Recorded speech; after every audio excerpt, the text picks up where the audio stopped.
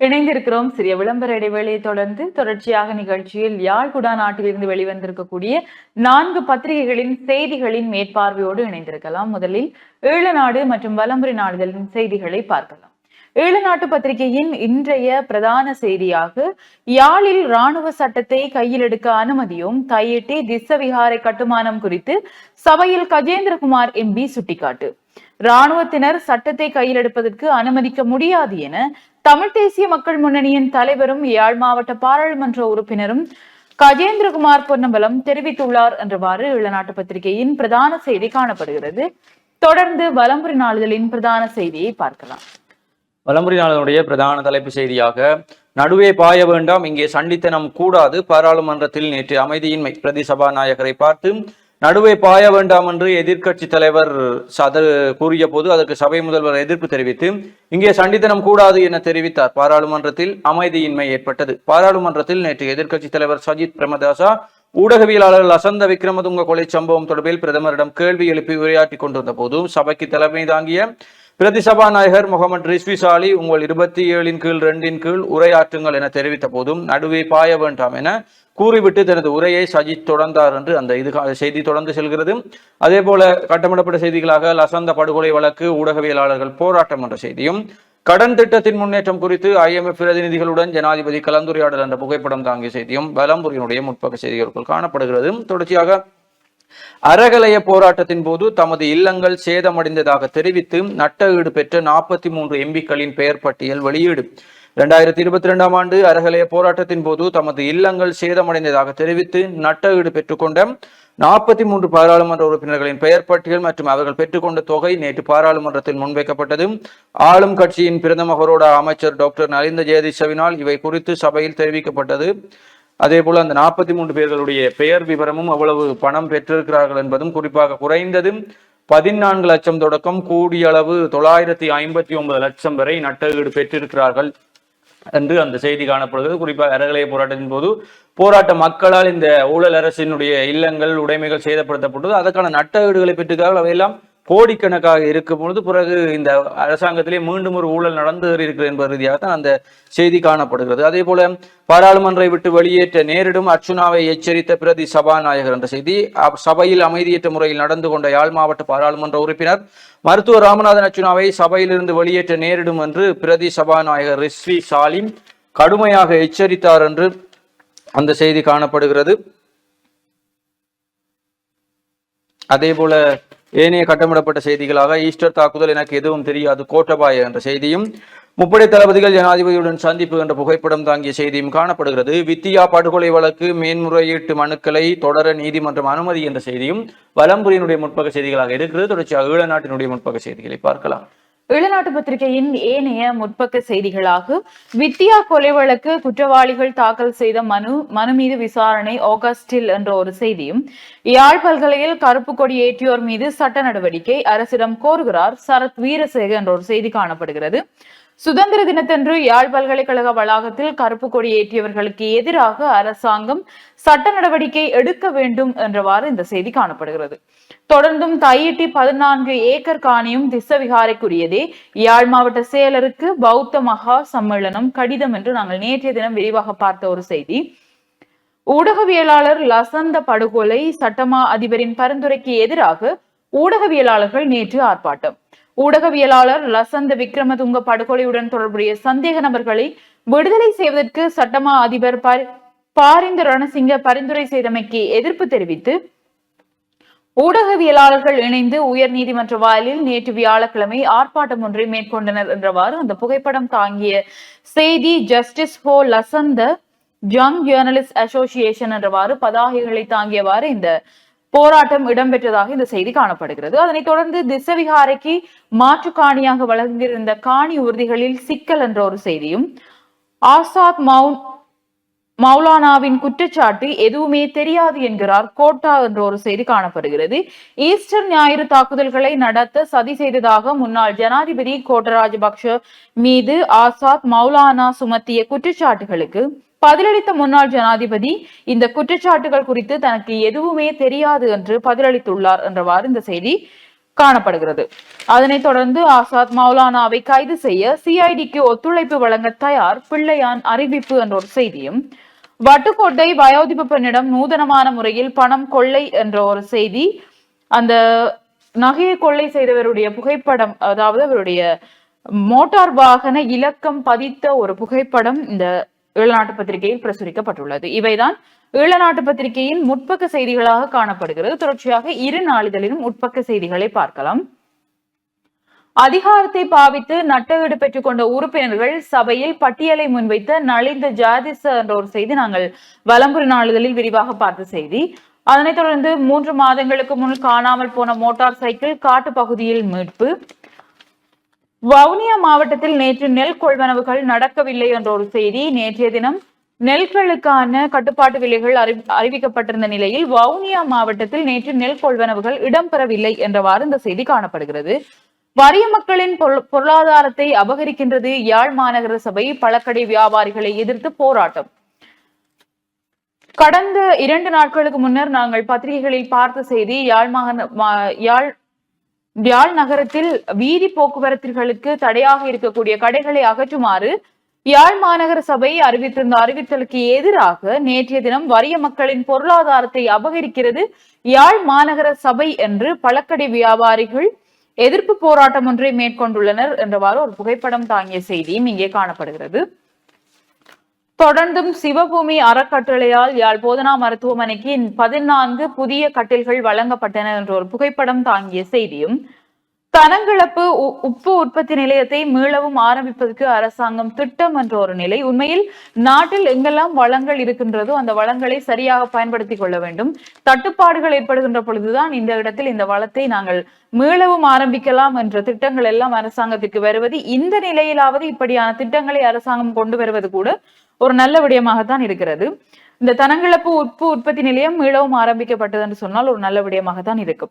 யாழில் 11 லிட்டர் கசிப்புடன் ஒருவர் கைது என்ற ஒரு புகைப்படம் தாங்கிய செய்தியும், மணல் கடத்திய உளவியந்திரம் மீது யாழில் போலீசார் வெடிவைப்பு என்ற ஒரு செய்தி. விரிவாக பார்க்கையில், யாழ்ப்பாணத்தில் அனுமதி பத்திரமின்றி மணல் கடத்தலில் ஈடுபட்ட உளவியந்திரம் ஒன்றை நேற்று முன்தினம் போலீசார் வெடிவைத்து மடக்கி பிடித்தனர் என்றவாறு இந்த செய்தி காணப்படுகிறது. தொடர்ந்தும் இந்திய மீனவர்கள் பிரச்சனையை ஓரிரு வாரங்களில் தீர்க்க முடியாது, அமைச்சர் நலிந்த ஜாதிச என்ற ஒரு செய்தியும், காற்று மாசுபாட்டால் வருடத்துக்கு 7 மில்லியன் பேர் வரை உயிரிழப்பு என்ற ஒரு செய்தி காணப்படுகிறது. தொடர்ச்சியாகவே எங்களுடைய பிரதேசங்களில் காற்று மாசு அடைந்துள்ளதாகவும் அதனுடைய தரநிலை குறைவாக காணப்படுவதாகவும் பத்திரிகைகள் வாயிலாக காணக்கூடியதாக இருக்கிறது. இந்த நிலையில் உலகளாவிய ரீதியில் காற்று மாசடைவதால் 7 மில்லியன் பேர் வரை உயிரிழப்பதாக செய்திகள் தரவுகள் இங்கே பிரசுரிக்கப்பட்டுள்ளது. புலம்பெயர் தமிழர்களை திருப்திப்படுத்தும் அரசு பிமல் வீரவன்ச குற்றச்சாட்டு என்ற ஒரு செய்தியும், விவசாயி நுகர்வோரை காக்கும் வகையிலேயே நெல்லுக்கான உத்தரவாத விலை நிர்ணயம், சுனில் ஹந்துன் நெத்தி சுட்டிக்காட்டு. நேற்றைய தினம் வெளிவந்திருக்கக்கூடிய இந்த நெல்லுக்கான உத்தரவாத விலை என்பது விவசாயிகளையும் நுகர்வோரையும் காக்கும் வகையிலேயே அமைந்திருக்கிறது என்றவாறு இந்த செய்தி காணப்படுகிறது.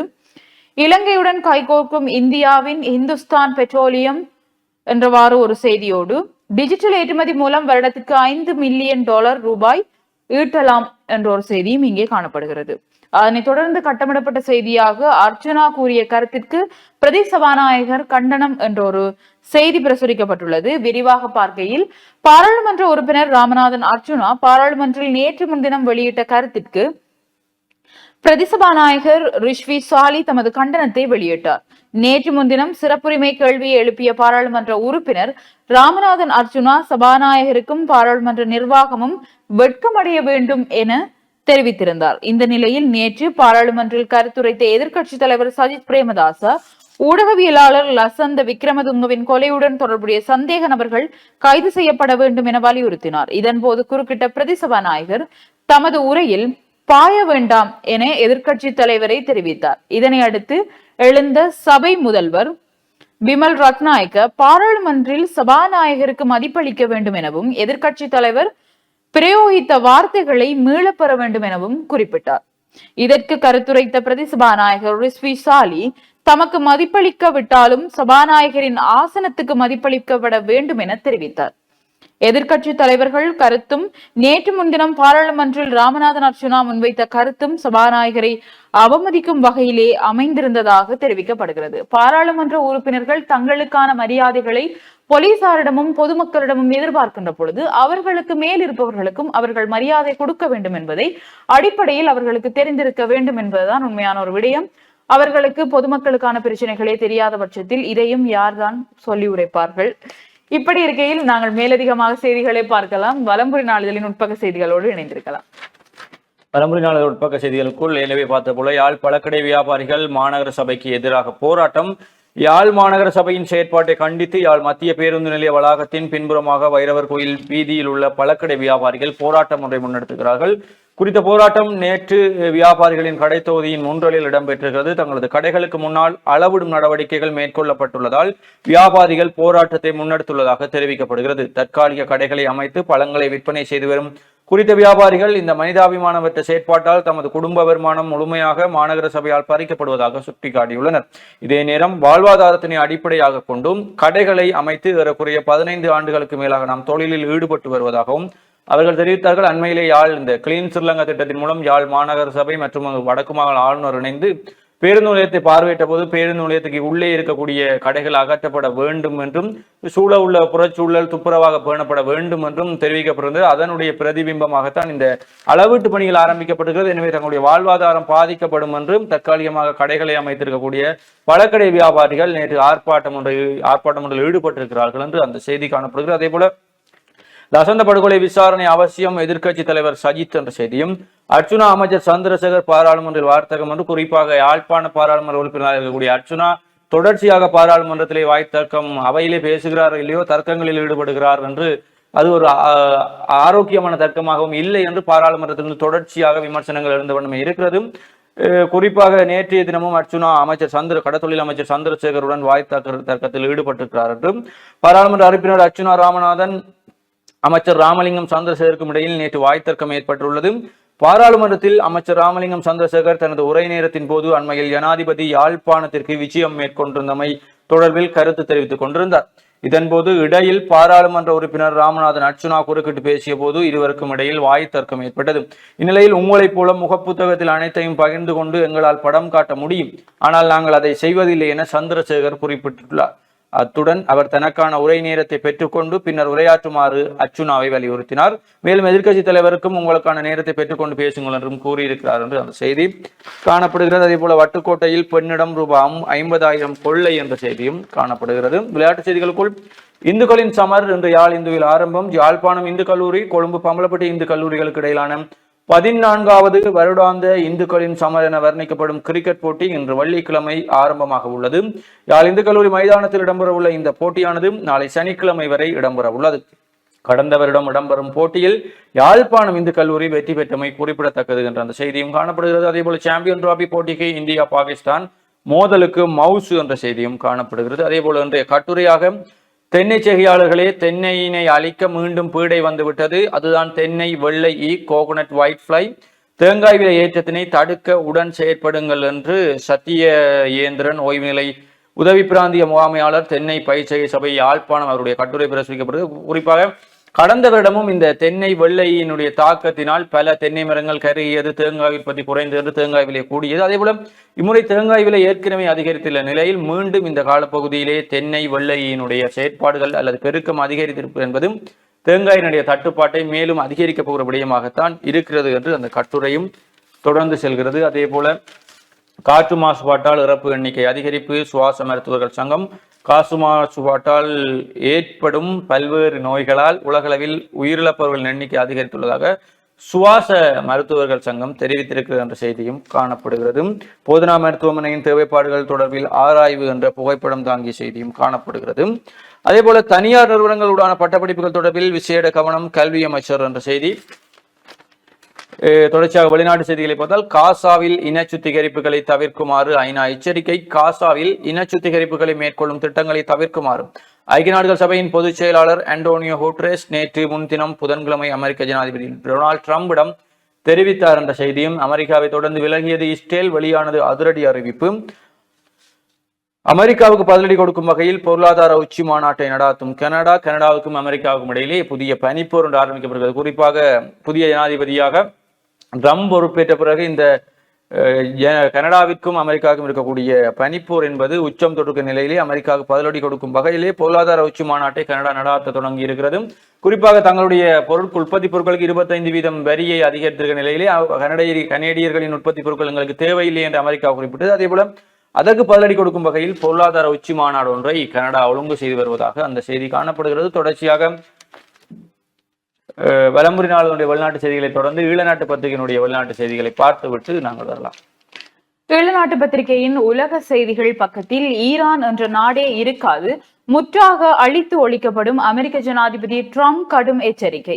ஈரான் என்ற ஒரு நாடே இருக்காது, அவர்கள் முற்றாக அழிக்கப்படுவார்கள், எதுவும் மிச்சம் இருக்காது என்று அமெரிக்க ஜனாதிபதி டொனால்ட் ட்ரம்ப் கடும் எச்சரிக்கை விடுத்துள்ளார் என்றவாறு உலக செய்திகள் பக்கத்தின் பிரதான செய்தி காணப்படுகிறது. தொடர்ச்சியாக பாலியல் வன்முறையின் பின்னர் 100 பெண்கள் உயிருடன் எரிப்பு. ஹொங்கோவில் ஹோமா நகர சிறைச்சாலையில் 100க்கும் மேற்பட்ட பெண்கள் பாலியல் வன்கொடுமையின் பின்னர் உயிருடன் எரிக்கப்பட்டனர் என அதிர்ச்சி தகவல்கள் வெளியாகியுள்ளன. ருவாண்டா ஆதரவு கிளர்ச்சியாளர்கள் ஹொங்கோவில் ஹோமா நகரத்திற்குள் நுழைந்ததை தொடர்ந்து பெரும் குழப்பம் நிலவிய வேளை ஹோமா நகரத்தின் சிறைச்சாலையில் 100க்கும் மேற்பட்ட பெண்கள் பாலியல் வன்முறையின் பின்னர் உயிருடன் எரிக்கப்பட்டுள்ளனர். ஹோமாவில் முன்ஜான் சிறைச்சாலையில் கைதிகள் தப்பிச் செல்ல முயன்ற வேளை பெண் கைதிகளை தாக்கினர் என ஐநா அதிகாரி ஒருவர் தெரிவித்துள்ளார். அந்த சிறைச்சாலையில் ஆயிரக்கணக்கானவர்கள் தப்பிச் சென்றனர், அவர்களுக்கு பெண் கைதிகளின் பகுதிகளுக்கு தீ மூட்டினர் என ஹோமாவில் உள்ள ஐநா அமைதிப்படையின் பிரதி தலைவர் தெரிவித்துள்ளார் என்றவாறு இந்த ஒரு சோககரமான செய்தி ஒன்று காணப்படுகிறது. சீனா மற்றும் பாகிஸ்தான் ஜனாதிபதிகள் சந்திப்பு என்ற ஒரு புகைப்படம் தாங்கிய செய்தியும், சுகியின் வீட்டை ஏலம் விட்ட மியன்மார் அரசிற்கு ஏமாற்றம் என்ற ஒரு செய்தி. மியன்மார் சிறை வைக்கப்பட்டுள்ள ஆங் சான் சூஜியின் வீட்டை அந்நாட்டு அரசாங்கம் ஏலம் விட்டது. இருப்பினும் அந்த வீட்டை யாரும் வாங்க முன்வராதால் ஏமாற்றம் அடைந்துள்ளது என்றவாறு இந்த செய்தி காணப்படுகிறது. ஹாசாவை முழுமையாக நாங்கள் கைப்பற்றுவோம், அமெரிக்கா இஸ்ரேல் உறுதி. ஹாசாவை முழுமையாக கைப்பற்றி தங்கள் கட்டுப்பாட்டிற்குள் கொண்டு வருவோம் என்று அமெரிக்காவும் இஸ்ரேலும் உறுதிபட தெரிவித்துள்ளன. இஸ்ரேலுக்கும் பாலஸ்தீனத்திற்கு காசா நகரை நிர்வகித்து வரும் ஹமாஸ் அமைப்பினருக்கும் கடந்த 2023 ஆண்டு அக்டோபர் மாதம் 15ஆம் தேதி வரையில் ஏற்பட்டிருக்கக்கூடிய இந்த போர் 15 மாதங்களுக்கு மேலாக நீடித்து வந்த போரை முடிவுக்கு கொண்டு வர பல நாடுகள் முயற்சி செய்து கொண்டிருந்த நிலையில் நீண்ட முயற்சிக்கு பின்னர் போர் முடிவுக்கு வந்துள்ளது என்றவாறு இந்த செய்தி தொடர்ந்து செல்கிறது. அதனைத் தொடர்ந்து பங்களாதேஷில் மீண்டும் வெடித்தது வன்முறை, ஷேக் முஜிபர் ரஹ்மான் வீடு சூறை என்றவாறும் செய்திகள் இங்கே பிரசுரிக்கப்பட்டுள்ளது. தொடர்ந்து ஈழநாட்டு பத்திரிகையின் விளையாட்டு செய்திகளாக T20 கிரிக்கெட் போட்டியில் அதிக விக்கெட்டுகள் வீழ்த்தி ரஷித் கான் புதிய சாதனை என்ற ஒரு புகைப்படம் தாங்கிய செய்தி இங்கே காணப்படுகிறது. அதனைத் தொடர்ந்து 2வது டெஸ்ட் போட்டியிலும் இலங்கை அணி தடுமாற்றம் என்ற செய்தியும், அபிஷேக் சர்மா 2ஆம் இடம் என்ற ஒரு புகைப்படம் தாங்கிய செய்தியும், மயங்க் யாதவ் மீது ஜாகிர் கான் நம்பிக்கை என்றவாறும் விளையாட்டு செய்திகள் ஈழநாட்டு பத்திரிகையில் பிரசுரிக்கப்பட்டுள்ளது. தொடர்ச்சியாக இறுதிப்பக்க செய்திகளை பார்க்கலாம். லசந்த கொலை வழக்கில் கடமை தவறிய சட்டமா அதிபரின் மீது குற்றப்பிரேரணை, அஹிம்சா விக்ரமசுங்க பிரதமரிடம் கோரிக்கை என்றவாறு இந்த செய்தி காணப்படுகிறது. வெளியேறிய விசேட வைத்தியர்கள் மீண்டும் நாட்டிற்குள் திரும்ப வேண்டும், அமைச்சர் நலிந்த ஜெயதிச கோரிக்கை என்ற ஒரு செய்தியோடு, தேங்காய் பற்றாக்குறை முறையான அரசாங்க கொள்கை இன்மையே காரணம், பிரதமர் சபையில் தெரிவிப்பு என்றவாறு இன்று ஈழநாட்டு பத்திரிகையின் செய்திகள் காணப்படுகிறது. தொடர்ச்சியாக வலம்புரி நாளிதழின் ஏனைய செய்திகளை பார்க்கலாம். வலம்புரி நாளிதழுடைய ஏனைய செய்திகளுக்குள் சமூக ஊடகங்களில் பகிரப்படும் போலி விளம்பரங்கள் எச்சரிக்கையுடன் செயற்படுமாறு அறிவுறுத்தும். அரச மற்றும் தனியார் நிறுவனங்களின் சின்னங்களை பயன்படுத்தி சமூக ஊடகங்களில் பகிரப்படும் போலி தொழில் வாய்ப்பு விளம்பரங்களில் இடம்பெறும் மோசடிகள் குறித்து எச்சரிக்கையாக இருக்குமாறு இலங்கை கணினி அவசர தயார் குழு தெரிவித்திருக்கிறது என்று அந்த செய்தி தொடர்ந்து செல்கிறது. அதேபோல இரணைதீவில் கைதான 34 இந்திய மீனவர்களில் 19 பேருக்கு தலா 50,000 ரூபாவும் 2 படகோட்டிகளுக்கு தலா 6 மில்லியன் தண்டமும் விதிப்பு என்ற செய்தியும் காணப்படுகிறது. சட்டவிரோதமான முறையில் மன்னாருக்கு கடத்தப்பட்ட பறவைகள், விலங்குகள், மருந்துகள், 3 சந்தேக நபர்கள் கைது என்ற செய்தி. இதில் குறிப்பாக நேற்று பார்த்தோம், இலங்கையின் மன்னாரூடாக இந்தியாவிலிருந்து கடத்தப்பட்ட புறாக்கள் மற்றும் விலங்குகள், மருந்துகள் என்பன கடற்படையினரால் கைப்பற்றப்பட்டிருக்கிறது என்று அந்த செய்தி காணப்படுகிறது. வலம்புரியினுடைய இன்றைய ஆசிரியர் தலையங்கம் தமிழர்களின் நிர்வாக கட்டமைப்பு சிதைந்த போது என்று அந்த வலம்புரியினுடைய ஆசிரியர் தலையங்கம் தொடர்ந்து செல்கிறது. தென்னை செய்கையை அபிவிருத்தி செய்ய அரசிடம் சரியான கொள்கை இல்லை. சபையில் பிரதமர் ஹரணி அமரசூரிய தென்னை செய்கையை அபிவிருத்தி செய்வதற்கான சரியான அரசாங்க கொள்கையின்மையே நாட்டில் ஏற்பட்டுள்ள தேங்காய் பற்றாக்குறைக்கு காரணம் என பிரதமர் ஹரணி அமரசூரிய தெரிவித்திருக்கிறார். பாராளுமன்றத்தில் நேற்றைய அமர்வில் கலந்து கொண்டு கருத்து தெரிவிக்கும் போதே அவர் மேற்கொண்டவாறு குறிப்பிட்டார். நாட்டில் தேங்காய் பற்றாக்குறை நிலவி வரும் நிலையில் தென்னை சாகுபடியை மேம்படுத்த இந்த ஆண்டு வரவு செலவு திட்டத்தில் கூடுதல் நிதியை ஒதுக்கியுள்ளதாக பிரதமர் தெரிவித்திருக்கிறார். அத்துடன் பெருந்தோட்டங்கள் மற்றும் சமூக உட்கட்டமைப்பு அமைச்சின் கீழ் உள்ள நிறுவனங்கள் தேங்காய் உற்பத்தியை மேம்படுத்துவதற்கான நடவடிக்கைகளை மேற்கொண்டு வருவதையும் அவர் சுட்டிக்காட்டியிருக்கிறார். குறித்த நடவடிக்கைகளில் அதிக விளைச்சல் தரும் தேங்காய் வகைகளுக்கான சோதனை, வினைத்திறனான விவசாய நடவடிக்கைகளை இனங்காணுதல் மற்றும் நோய் தாக்கங்களுக்கு தொழில்நுட்ப ரீதியாக தீர்வு காணல் ஆகிய செயற்பாடுகள் உள்ளடங்குவதாகவும் தெரிவித்திருக்கிறார் என்று அந்த செய்தி. மாற்று காணிகள் வேண்டாம், எங்கள் காணிகளை வேண்டும், ஆளுநரிடம் இடித்துரைத்து தையிட்டு காணி உரிமையாளர்கள். எமக்கு மாற்று காணிகள் தர எத்தனிக்க வேண்டாம், எங்களுக்கு எங்கள் காணிகளை வேண்டும் என வடக்கு மாகாண ஆளுநர் வேதநாயகத்திடம் தையிட்டு திஸ்ஸவிகாரையை கையகப்படுத்தியுள்ள காணியாளர்களின் உரிமையாளர்கள் உறுதிபட தெரிவித்திருக்கிறார்கள். குறிப்பாக ஒருங்கிணைப்பு குழு கூட்டத்திலே உரிமையாளர்கள் தங்களிடம் மாற்று காணிகளை கோரியிருப்பதாக ஆளுநர் தெரிவித்திருந்த நிலையிலே அதற்கு எதிராக இந்த காணி உரிமையாளர்கள் மாற்று காணிகள் எங்களுக்கு வேண்டாம், எங்கள் காணிகளே எங்களுக்கு வேண்டும் என்று இடித்துரைத்திருக்கிறார்கள் என்று அந்த செய்தியும் தொடர்ந்து செல்கிறது. சட்டமா அதிபருக்கு எதிராக குற்றப்பத்திரம் கொண்டு வருக பிரதமரிடம் லசந்தவின் மகள் கோரிக்கை. குறிப்பாக ஊடகவியலாளர் லசந்த விக்ரமதுங்கவின் கொலை வழக்கு தொடர்பாக அவருடைய மகள் சட்டமா அதிபருக்கு எதிராக குற்றப்பத்திரம் கொண்டாருங்கள் என்று கோரிக்கை விடுத்திருக்கிறார் என்று அந்த செய்தி. தொடர்ச்சியாக வலம்புரியினுடைய இறுதிப்பக்க செய்திகளுக்குள் இந்த அறகலைய போராட்டத்தில் தங்களுக்கு பாதிப்பு ஏற்படும் இழப்பீடு பெற்றுக்கக்கூடிய 43 பாராளுமன்ற உறுப்பினர்களுடைய பெயர் விவரமும் பெற்றுக்கொண்ட பணத்தொகையும் இங்கே காட்டப்படுகிறது. அதிலே 43 பாராளுமன்ற உறுப்பினர்களும் 1,22,41,41,34,737 ரூபாவை அரசாங்கத்திடமிருந்து நட்டஈடாக பெற்றிருக்கிறார்கள் என்று அது காணப்படுகிறது. தொடர்ச்சியாக தோட்ட தொழிலாளர்களை பற்றி கதைக்க உங்களுக்கு அருகதை இல்லை, ஜீவனை சாடிய அமைச்சர் சந்திரசேகர். நேற்றைய தினமும் தோட்ட தொழிலாளர்களுடைய பாராளுமன்ற உறுப்பினராக இருக்கக்கூடிய ஜீவன் தொண்டமானுக்கும் கடற்தொழில் அமைச்சர் சந்திரசேகர் அவருக்கும் நிலையே பாராளுமன்றத்திலே வாய்த்திருக்க முற்றியது. இந்த இடத்திலே அமைச்சர் அவர்கள் தோட்ட தொழிலாளர்களை பற்றி பேச உங்களுக்கு அருகதை இல்லை என்று ஜீவன் தொண்டமான் அவர்களை சாடியிருப்பதாகவும் அந்த செய்தி காணப்படுகிறதான். வலம்புரி நாளினுடைய இன்றைய முக்கியமான செய்திகளாக இருக்கிறது. தொடர்ச்சியாக தினக்குரல் மற்றும் உதய நாளிதழுடைய செய்திகளோடு இணைந்திருக்கலாம். தினக்குரல் பத்திரிகையின் இன்றைய பிரதான செய்தியாக தமிழ் மக்களுக்கு எதிரான இனவாத கட்டமைப்பில் இராணுவமும் உள்ளது, தையிட்டி விகாரையே அதற்கு சிறந்த எடுத்துக்காட்டு, பௌத்த காங்கிரஸ் தலைவர் முன்னாள் புலனாய்வு அதிகாரி. இனவாத அரசா இனவாதமற்ற அரசா, தையிட்டி விகாரை விடயத்தில் காணலாம் என்றவாறு இந்த கட்டமிடப்பட்ட செய்தி காணப்படுகிறது. தொடர்ச்சியாக பார்க்கையில் பிரிவினைகளை வளர்க்கும் நடவடிக்கைகளில் இராணுவம் தொடர்ச்சியாக ஈடுபட்டுள்ளது. தமிழ் மக்களுக்கு எதிராக போர் மனோநிலையில் இருந்து அவர்கள் வெளிவரவில்லை என கூறியுள்ள நாடாளுமன்ற உறுப்பினர் கஜேந்திரகுமார் பொன்னம்பலம். தையிட்டி விகாரையை கட்டும் விடயத்தில் இராணுவத்தினர் விசேடமாக அப்போதைய இராணுவ தளபதி எப்படி செயற்பட்டார்கள் என்பதே இராணுவத்தினரின் மனோநிலை மாறாமைக்கு சிறந்த உதாரணம் என அவர் சுட்டிக்காட்டினார் என்றவாறு தினக்குரல் பத்திரிகையின் பிரதான செய்தி காணப்படுகிறது. தொடர்ச்சியாக உதய நாளிதழின் பிரதான செய்தியை பார்க்கலாம். உதய நாளிதழோடு பிரதான தலைப்பு செய்தியாக திஸ்ஸவிகாரையின் பின்னணியில் இராணுவமும் புலனாய்வு பிரிவுமே, உதயனின் செய்தியை ஆதாரம் காட்டி கஜேந்திரகுமார் எம்பி சபையில் குற்றச்சாட்டு. வடக்கில் இராணுவத்தாலும் புலனாய்வு பிரிவினராலும் நன்கு திட்டமிட்ட முறையில் இன்னமும் அடக்குமுறைகளும் ஆக்கிரமிப்புகளும் முன்னெடுக்கப்பட்டுக் கொண்டிருக்கின்றன. தையிட்டி திஸ்ஸவிகாரை அதற்கு மிகச் சிறந்த உதாரணம் என்று நாடாளுமன்ற உறுப்பினர் கஜேந்திரகுமார் பொன்னம்பலம் தெரிவித்திருக்கிறார். நேற்று குறிப்பாக இந்த யாழ் மாவட்ட ஒருங்கிணைப்பு குழு கூட்டத்திலே கஜேந்திரகுமார் பொன்னம்பலம் அவர்கள் தெரிவித்த அதே விடயத்தை நேற்று பாராளுமன்றத்திலுமே முன்வைத்திருக்கிறார். அதன் போதும் அவர் உதயன் பத்திரிகையில் வெளியாகக்கூடிய செய்தியையும் ஆதாரம் காட்டி திஸ்ஸவிகாரையின் பின்னணியில் இராணுவமும் புலனாய்வு பிரிவுமே தொடர்ந்து இருக்கிறார்கள், பௌத்தர்கள் அதிகம் வாழாத பிரதேசங்களிலேயே அதிகளவு பௌத்த விகாரைகளை நிறுவுகிறார்கள் என்ற கேள்வியையும் எழுப்பியிருந்தார். மாற்றம் என்பது இன்னும் ஆரம்பிக்கப்படவில்லை என்று கூட பாராளுமன்றத்தில் நேற்று அவர் சுட்டிக்காட்டியிருந்தார். குறிப்பாக யாழ்ப்பாணத்தில் பேசிய போல் அதே பிரச்சனையை பாராளுமன்றத்தில் சென்று பேசியிருப்பது உண்மையிலேயே பாராட்டத்தக்க விடயம். குறிப்பாக தங்களுடைய சொந்த பிரச்சனைகளை அங்கே தமிழ் பிரதிநிதிகள் சென்று முறையிட்டு அழுது குழப்பங்கள் ஏற்படுத்திக் கொண்டிருக்கும் நிலையிலே ஒரு கொள்கையிலே மாற்றம் இல்லாமல் அதே பிரச்சனைகளை, இனம் சார்ந்த பிரச்சனைகளை பேசுவது என்பது உண்மையிலேயே பாராட்டப்பட வேண்டிய விடயமாகத்தான் இருக்கிறது.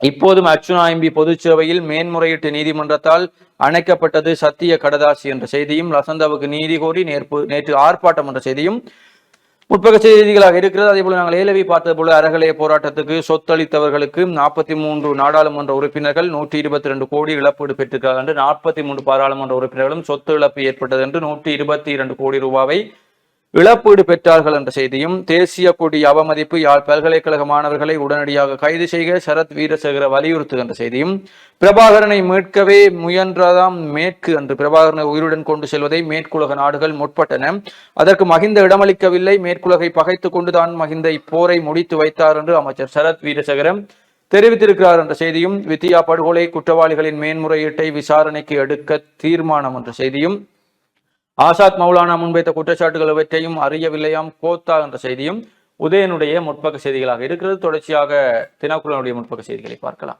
தினக்குரலுடைய ஏனைய முற்பக்க செய்திகளாக மீள்குடியேற்றம் குறித்த தரவுகள் உண்மை என்கிறார் பதில் அரச அதிபர் பொய் என்கிறார்கள் மக்கள் என்ற ஒரு செய்தி இங்கே பிரசுரிக்கப்பட்டுள்ளது. யாழ் மாவட்டத்தில் மீள்குடியேற்றம் செய்யப்பட வேண்டிய குடும்பங்களின் எண்ணிக்கை 1502 மட்டுமே என யாழ் மாவட்ட பதில் அரசாங்க அதிபர் பிரதீபன் கூறியுள்ளார். இந்த நிலையில் மக்கள் அதை பொய் என்கிறார்கள் என்றவாறு இந்த செய்தி காணப்படுகிறது. தொடர்ச்சியாக மதுபான சாலை அனுமதி பத்திரம் பெற்றவர்கள்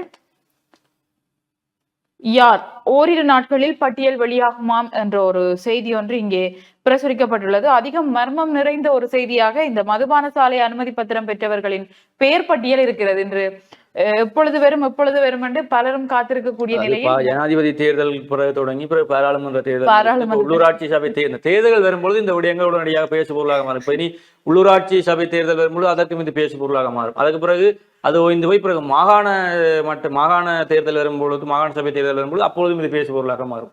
எப்பொழுதுதான் இந்த பேசு பொருளை முடித்து உண்மையான தகவல்களை வெளியிடுவார்கள் என்று நாங்களும் இலவு காத்த கிளி போல காத்துக்கொண்டே இருக்கிறோம். அதே மாதிரிதான் ஓரிரு நாட்களில் பட்டியல் வெளியாகுமாம் அப்படி என்று சொல்லி அமைச்சர் நலிந்து ஜெயதிச கூறியுள்ளார். அப்ப நாங்கள் ஒரு ஆராய்ச்சியில் ஈடுபட்டு பார்ப்போம். ஓரிரு நாட்களில் செய்தி வருகிறதா இல்லையா என்பதை நாங்கள் ஒரு ஆராய்ச்சியில் ஈடுபட்டு பார்ப்போம். தொடர்ச்சியான செய்திகளாக 2022 ஆண்டு கலவரங்களில் பாதிக்கப்பட்ட எம்பிகளுக்கு 122.41 கோடி ரூபாய் இழப்பீடு என்கிறவாறு ஒரு செய்தி. அத்தனை எம்பிக்கள் வீடுகளும் உண்மையில் இழப்பீட்டிற்கு தகுதி உடையவையா என்பதை அரசாங்கம் கருத்தில் எடுத்துக் கொள்ள வேண்டும் என்றவாறும் ஒரு செய்தி. கமநல உத்தியோகர் என கூறி நூதன முறையில் மோசடி. யாழ் வட்டுக்கோட்டை மாவடி பகுதியில் தனிமையில் வாழ்ந்த பெண்ணொருவரின் வீட்டிற்கு சென்றிருந்த மர்ம நபர் 50,000 ரூபாய் பணத்தை திருடிச் சென்றுள்ளார். கமநல உத்தியோகத்தர் என கூறி என்றவாறு இந்த செய்தி காணப்படுகிறது. நூதனமான முறையில் யாழ் மாவட்டத்தில் தொடர்ச்சியான திருட்டுகளும் இப்படியான மோசடிகளும் இடம்பெற்றுக் கொண்டுதான் இருக்கிறது. திருடர்கள் நூதனமான முறையில் செயற்படுகிறார்கள் என்ற பட்சத்தில் நாங்களும் கொஞ்சம் நூதனமாக இருக்க வேண்டும் என்பதையும் நாங்கள் தெரிவித்துக் கொள்கிறோம். தொடர்ச்சியாக உலகளவில் காற்று மாசுபாட்டால் ஒரு ஆண்டில் 7 மில்லியன் பேர் மரணம் என்று நாங்கள் ஏலவே ஈழநாட்டு பத்திரிகையில் விரிவாக பார்த்த செய்திதான். யாழ் மாநகர சபை அதிகாரிகள் எங்கள் வாழ்வாதாரத்தை அழிக்க முயல்கிறார்கள் என்று யாழ் நகரத்தின் பழக்கடை வியாபாரிகள் யாழ் மாநகர சபை முன்பாக போராட்டம் ஒன்றை மேற்கொண்டிருக்கிறார்கள் என்று நாங்கள் ஏலவே விரிவாக பார்த்த செய்தி. காணி விடுவிப்பது தொடர்பில் ஜனாதிபதிக்கு கொடுத்த வாக்குறுதி பொய்யா என்ற ஒரு கட்டமிடப்பட்ட செய்தியும் தினக்குரல் பத்திரிகையின் முற்பக்க செய்திகளாக காணப்படுகிறது. தொடர்ச்சியாக உட்பக்க செய்திகளை பார்க்கலாம். அமைதியாக இருக்காவிட்டால் படைக்கல சேவிதர்களை கொண்டு சபையிலிருந்து வெளியேற்றுவேன், அர்ச்சுனா எம்பிக்கு எச்சரிக்கை.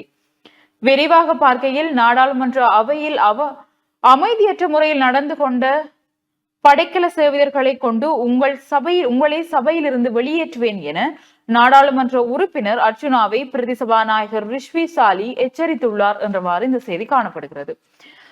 தொடர்ச்சியாக லசந்த படுகொலையின் குற்றவாளிகள் எங்கே என்று நாங்கள் ஏலவே விரிவாக பார்த்த செய்திகள் தான் இங்கும் காணப்படுகிறது. ஊடகவியலாளர் லசந்த படுகொலை சட்டமா அதிபருக்கு எதிராக குற்றப்பிரேரணை வேண்டும் என்ற ஒரு செய்தியும், தனியார் நிறுவனங்கள் சில எழுந்தமானத்துக்கு பட்டம் விரைவில் உரிய நடவடிக்கை என்று மிக முக்கியமான ஒரு செய்தி ஒன்று விரிவாக பார்க்கையில், தனியார் நிறுவனங்கள் ஊடாக வழங்கப்படும் பட்டப்படிப்பு தொடர்பில் விசேட கவனம் செலுத்தப்பட்டுள்ளது.